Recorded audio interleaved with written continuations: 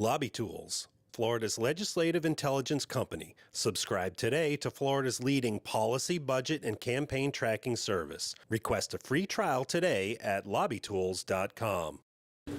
A group made up of former Florida elected officials calling itself Save My Constitution has a request for voters. Vote no on all CRC amendments. The group says the 8 amendments put on the ballot by the Constitution Revision Commission are misleading and force voters to accept controversial proposals in order to approve more popular ideas. When we see the voters of Florida being presented a multitude of confusing, misleading, and politically bundled constitutional amendments that were promoted by special interest groups, we resolved to stop it.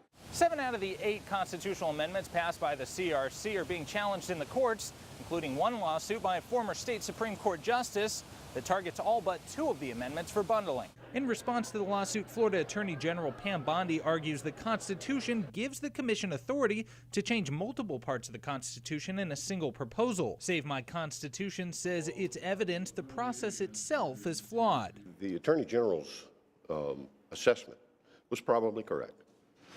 And that in and of itself is the best argument that we can think of to the need for changing.